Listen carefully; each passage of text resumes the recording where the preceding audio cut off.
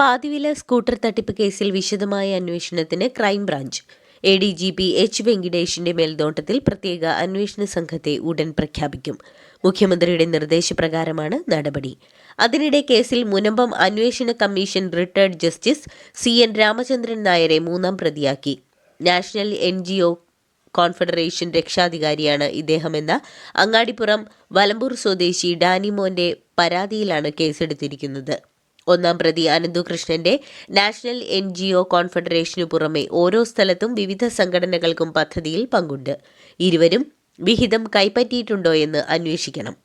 തട്ടിപ്പിലെ മുഖ്യപ്രതിയും സായി ഗ്രാമം സ്ഥാപക ചെയർമാനും NGO കോൺഫെഡറേഷൻ ആജീവനാന്ത രക്ഷാധികാരിയുമായ ആനന്ദകുമാർ ഒളിവിലാണെന്നാണ് സൂചന. അതിനിടെ അനന്തുകൃഷ്ണൻ 2.5 ലക്ഷം രൂപ CPM ഇടുക്കി ജില്ലാ കമ്മിറ്റിയുടെ അക്കൗണ്ടിലേക്ക് സംഭാവന നൽകിയിരുന്നെന്ന് പാർട്ടി ജില്ലാ സെക്രട്ടറി CV വർഗീസ് പറഞ്ഞു.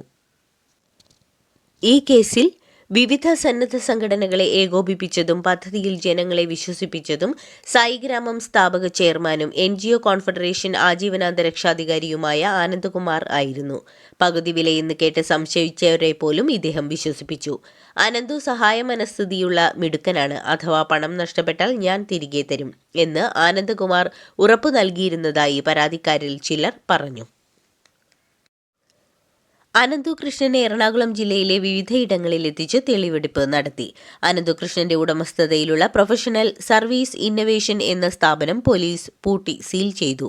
പൊന്നുരുന്നിയിലെയും കടവന്ത്ര, കളമശ്ശേരി എന്നിവിടങ്ങളിലെ സ്ഥാപനങ്ങളിലും മറൈൻ ഡ്രൈവിലെ ഫ്ളാറ്റിലും പാലാരിവട്ടത്തെ വീട്ടിലുമാണ് അനന്തുവുമായി പോലീസ് എത്തിയത്. സ്ഥാപനങ്ങളിൽ നടത്തിയ തെളിവെടുപ്പിൽ നിരവധി രേഖകൾ കണ്ടെടുത്തു.